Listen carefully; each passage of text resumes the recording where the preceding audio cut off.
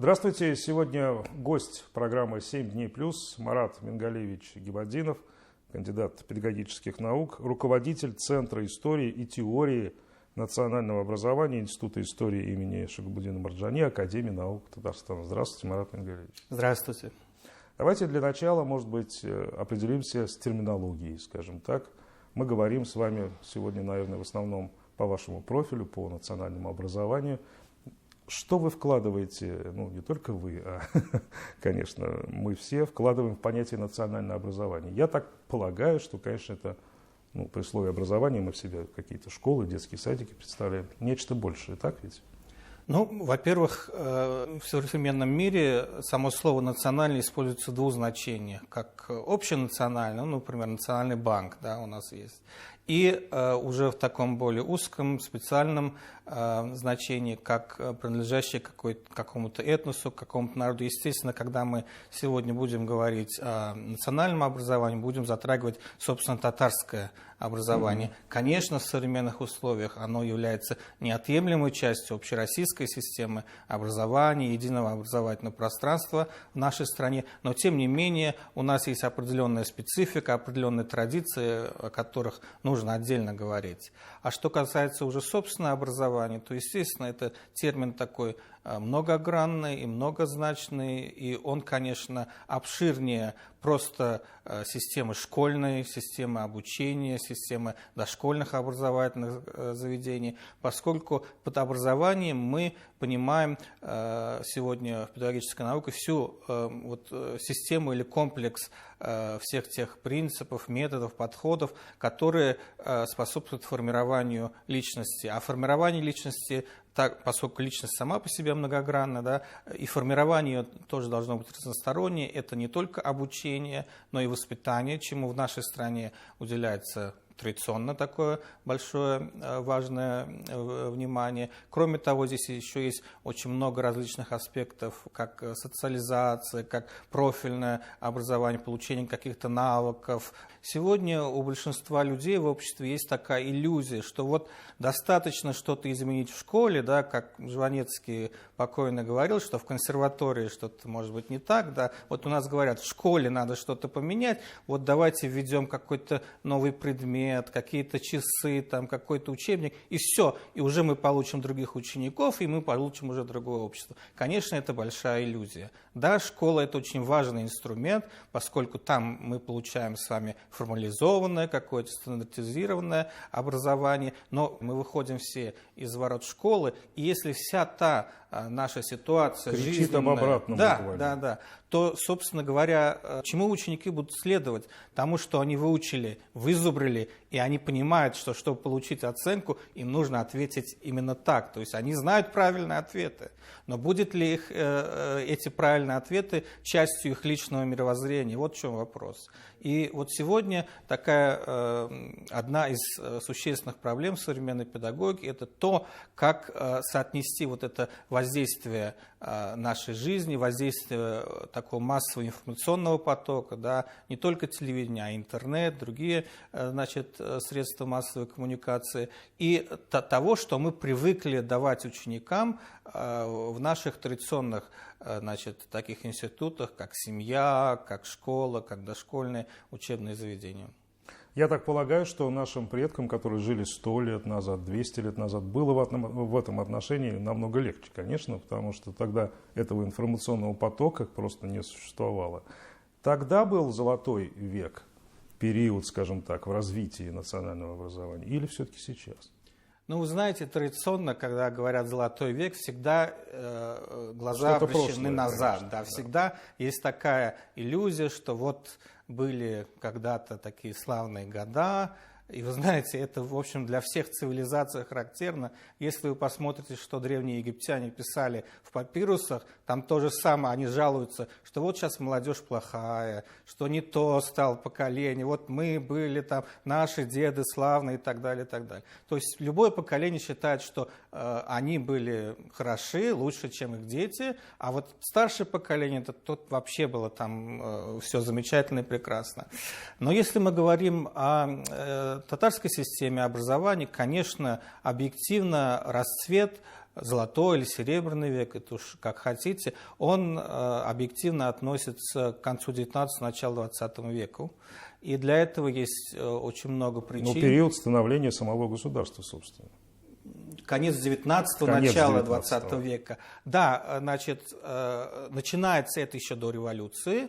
И вот первые годы 20 века, первые десятилетия до 20-х годов, когда шла активная коренизация, вот в следующем году будет столетие декрета о татарском языке как о государственном, тогда действительно к этому относились очень серьезно. И это вот на излете уже этого периода, это тоже была такая новая волна, когда уже в новых условиях светского, советского государства тоже система образования переживала, такое второе дыхание приобрела. Но все-таки, давайте назовем это Серебряным веком, да? А Золотой век это все-таки вот дореволюционный период, когда, в общем-то, татары пришли к осознанию того, что жизнь изменилась, окружающая жизнь, и для того, чтобы быть успешными, для того, чтобы адекватно отвечать на вопросы этой быстро меняющейся жизни, еще без всяких интернетов, без всякой глобализации, как сейчас мы ее видим, да, но уже тогда жизнь стремительно менялась, они поняли, что та система образования, которая у них есть,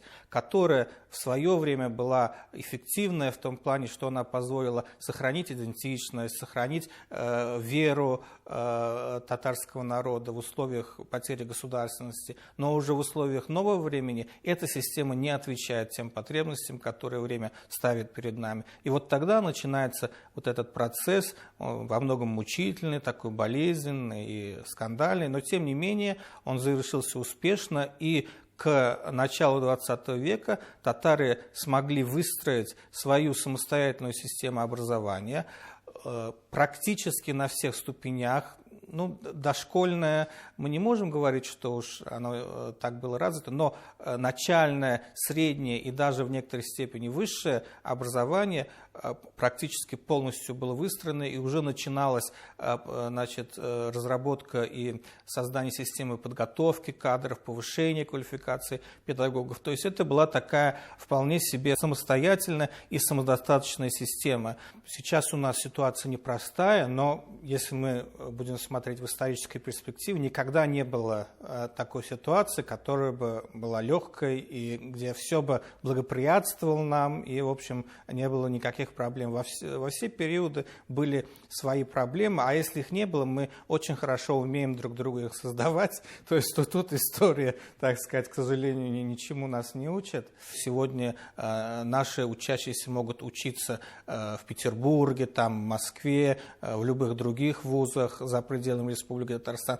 Конечно, мы не можем ограничивать их и говорить, что вы должны быть только патриотами своей земли, и только учиться здесь, и только всю жизнь проводить на территории нашей республики. Но это невозможно в современном глобальном мире, поскольку они сегодня могут ехать, получать знания, где они хотят.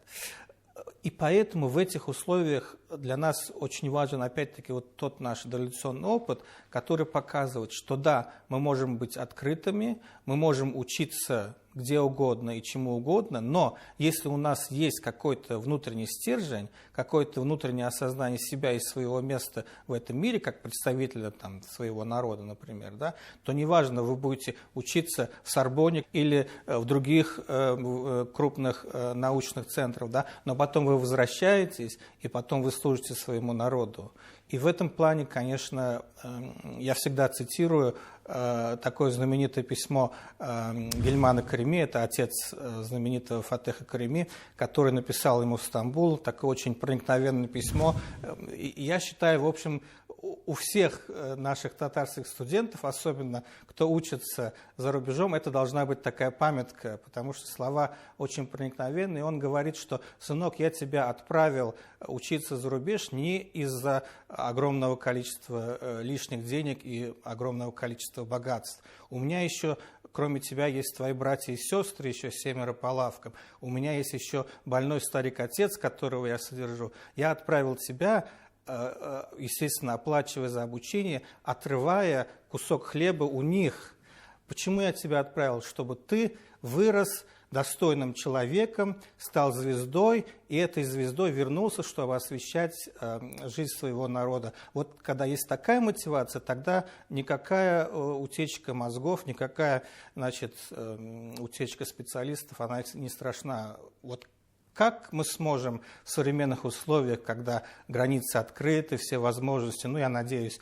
опять для путешествий будут открыты, как мы сможем заинтересовать этих наших молодых и талантливых людей, чтобы они возвращались? И ваша ли это задача вообще? Конечно, это задача всего общества, но мы, как педагоги, тоже должны понимать, что от педагога многое зависит. Да, вы знаете эти знаменитые высказывания, что империи строили не генералы и какие-то полководцы, а преподаватели, педагоги. Да. А у татар есть такая пословица «Мегалим булмаса хайбатлы и яр атасының сақалы белән баласы уйнар». То есть, если педагог не будет требовательным, то сын будет играть с бородой отца. Да?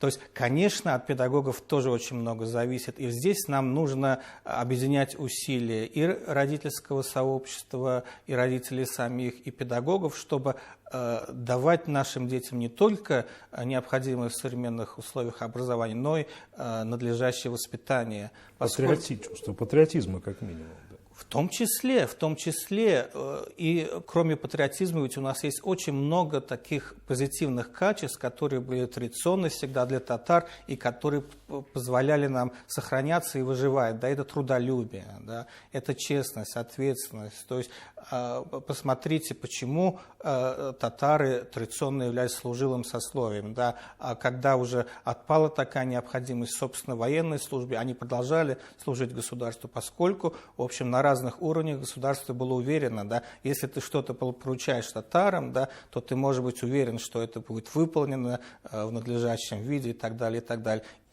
Марат Мингаревич, мы с вами говорим на русском языке, и не только, конечно, потому, что я не говорю на татарском языке, мы говорим на русском, еще и по той причине, что нас смотрит сейчас очень много людей, татар, за пределами республики.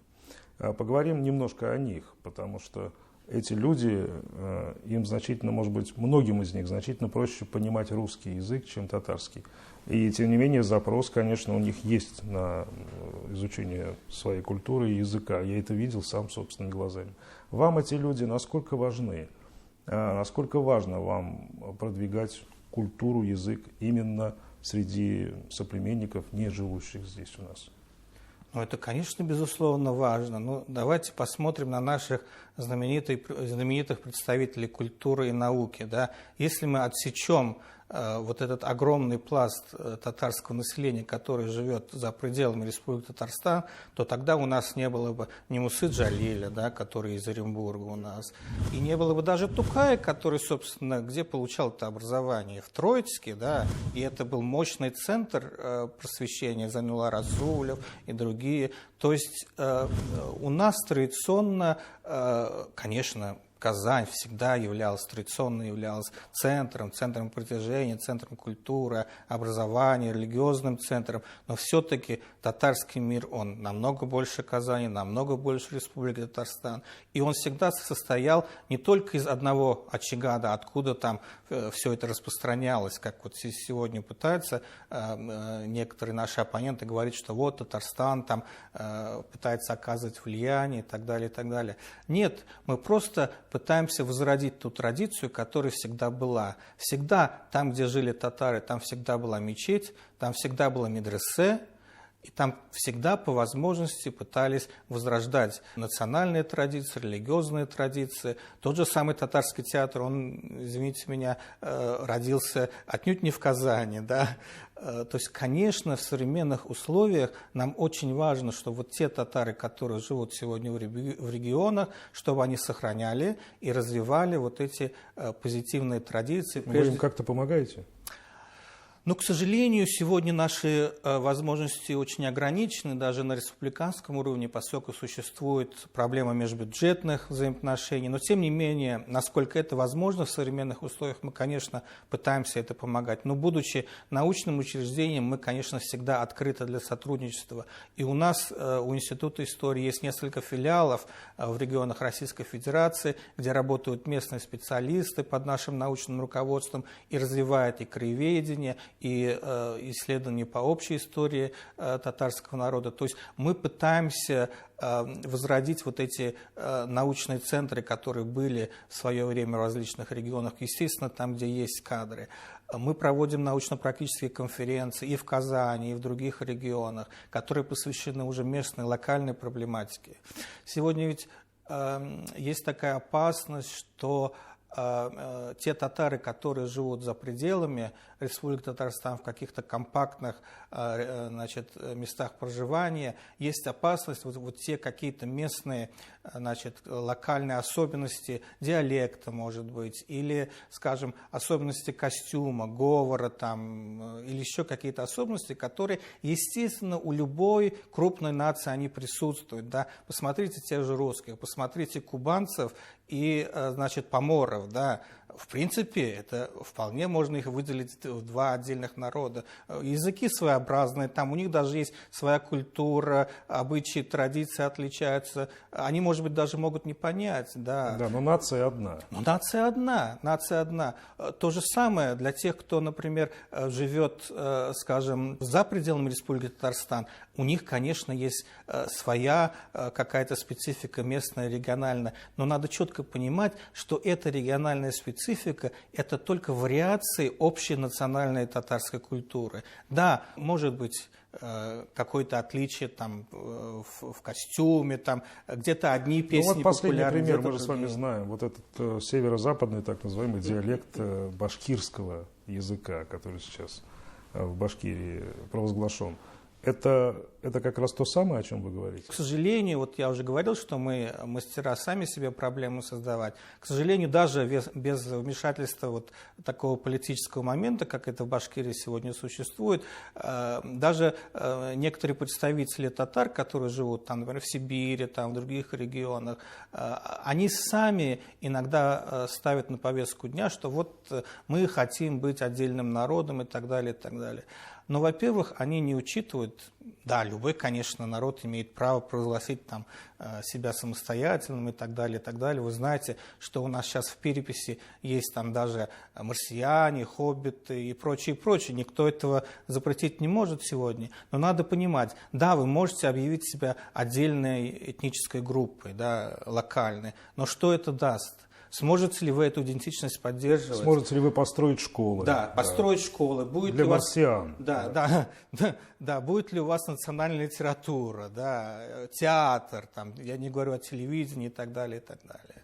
То есть каждый раз, когда мы записываем свою национальность, то, как мы себя ощущаем, а не марсианин, если мы пишем татарин, а не житель Венеры, то мы вносим маленький вклад, маленькую частичку свою вносим в развитие, собственно, национального образования в большом его значении в том самом регионе, в котором мы в данный момент проживаем. Ведь так?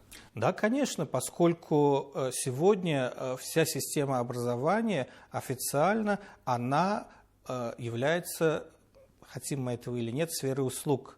И эта сфера услуг, она направлена на потребителя. Да. Сегодня наша задача таким образом подготовить наших потребителей, родителей и ребят, чтобы они понимали эти свои права, что система образования должна отвечать именно их потребностям, именно их запросам. И вот как грамотно сформировать, что мы хотим для того, чтобы наши дети воспитывались как патриоты своей страны, патриоты своей малой родины, чтобы они сохраняли свой язык, традиции и так далее, и так далее. То есть, в принципе, все законодательные возможности для этого есть. Другой вопрос, насколько мы готовы и можем использовать эти возможности, насколько есть потребность у общества, насколько само общество осознает, что ему это нужно. К сожалению, вот если мы сегодня это не осознаем, через несколько лет уже может сложиться такая ситуация, что, во-первых, уже будет слишком поздно, потому что уже не будет кадров, которые, как сегодня, могли бы любой предмет преподавать на татарском языке, например. Да? Мы сегодня можем подготовить любой учебник, любой сложности, для любой линии образовательной на татарском языке. Если мы вот эту традицию не будем поддерживать и развивать, не будем поддерживать язык на разных уровнях, в семье, в обществе, в средствах массовой информации, в научной сфере, то постепенно, по мере того, как какая-то вот из этих сфер использования языка будет отпадать, то, соответственно, уже наш язык будет попадать в сферу исчезающих. И это просто законы, которые сегодня существуют во всем мире. Если язык не используется в определенном количестве сфер... И если он пропадает еще из школ, к тому да, же... А школьное образование – это очень важная сфера функционирования языка. То есть это передача от одного поколения к другому. Если вот этого нет, если нет учебников, если нет научной литературы, если официальная документация не ведется на языке, если нет телевидения, радио и так далее, то все это уменьшает сферу функционирования языка и, соответственно, уменьшает, так сказать, потенциальную возможность для его сохранения и развития. То есть, и возвращаясь вот к тем, кто хочет отделить какие-то этнические группы, да, вы отделитесь, но через одно, через два поколения эта даже местная локальная культура, она исчезнет, если она не будет подпитываться большой классической татарской культурой, у которой намного больше шансов для выживания. Ну, в общем, как это ни странно, может быть, прозвучит в отношении такого тонкого предмета, как национальность, национальная культура, но спрос рождает предложение. И ваша задача сейчас сформировать этот спрос, чтобы люди понимали, что есть этот спрос. Их хотят видеть татарами. И хотят, чтобы они вовлекались как можно больше в национальную культуру. Чтобы они не чувствовали себя за пределами или здесь, или внутри республики, оторванными от этой культуры. Вот ваша задача в чем? Сегодня у нас есть очень много примеров, когда владение языком или языками, да, это не в ущерб чему-то другому ведется, а это наоборот плюс, это расширяет ваши горизонты. И мы приводим пример тех наших выдающихся ученых, таких как Сюняев, Сагдеев и другие, да, которые являются корифеями мирового уровня. Но, тем не менее, они сохраняют свою татарскую идентичность, они интересуются историей, традицией своего народа и занимают такую очень активную гражданскую позицию в этом плане. Мы приводим пример часто наших соплеменников за рубежом, которые на протяжении 70 лет, не имея связи со своей родиной, да, вы знаете, что тогда любые контакты были либо запрещены, либо очень ограничены, но они сумели сохранить язык, сумели сохранить религию, сумели сохранить обычаи, традиции.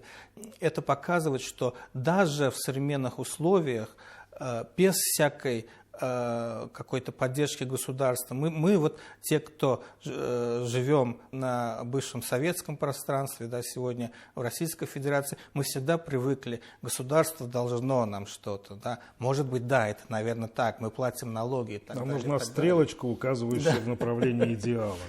А что мы-то делаем на своем месте, каждый? Да, вот мы как ученые, вы как родители, там, другие, как, например, бизнесмены, предприниматели и так далее, и так далее. Марат Мингалевич, очень коротко ваш прогноз развития национального образования. Ну, я надеюсь, что оно будет развиваться, что все-таки вот тот задел, который мы имели в 20 веке, и особенно в 90-е годы, мы его не потеряем. Я надеюсь, что в ближайшем будущем вот эта система национального образования, она будет развиваться и будет развиваться разнонаправленно, то есть будут и государственные школы, что будет развиваться вот эта система билингвального образования, но также я надеюсь, что будут развиваться какие-то частные проекты, да, не связанные с государством, что будут открываться частные детские сады, мы это видим, что будут открываться развиваться частные школы и так далее, и так далее. И вот когда система развивается разнонаправленно, не только из одного центра, да, тогда, конечно, она более устойчива, и у нее есть больше шансов для успешного и такого устойчивого развития. И я надеюсь, что это будет иметь кумулятивный эффект. Да, и те, кто сегодня, может быть, не задумывается об этом, считают, что это нам не нужно, что это, так сказать, только помеха, это лишние там какие-то учебные часы, которые мы можем отдать там на математику, иностранные на и так что-то далее. полезное, так далее. Как они считают, более полезные. Да. Я надеюсь, что они тоже изменят свое отношение, потому что сегодня в мире мы тоже видим такие тенденции. Да, глобализация продолжается, и ее, конечно, остановить невозможно, но во всем мире мы наблюдаем, когда люди и народы возвращаются к своим корням. Да. И это мы видели особенно в этом году, когда в условиях вот этой пандемии, когда в условиях изоляции произошла переоценка многих ценностей, начиная от семейных ценностей, начиная от какой-то профессиональной карьеры. Да, люди уже стали каким-то образом переформатировать свою жизнь, они вынуждены были это делать. И здесь оказалось, что да, мы живем в современном мире, но вот те ценности, которые были у наших предков, они, оказывается, сегодня не теряют своей актуальности, и иногда именно там мы можем найти какое-то утешение, какую-то опору и так далее, и так далее. Спасибо вам большое за это интервью. Я абсолютно уверен, что оно было очень полезно для многих людей. Спасибо вам и здоровья всем. Спасибо. Сегодня у нас в гостях в программе «7 дней плюс» был Марат Энгалиевич Гибадинов, кандидат педагогических наук, руководитель Центра истории и теории национального образования Института истории имени Марджани Академии наук Татарстана. До новых встреч.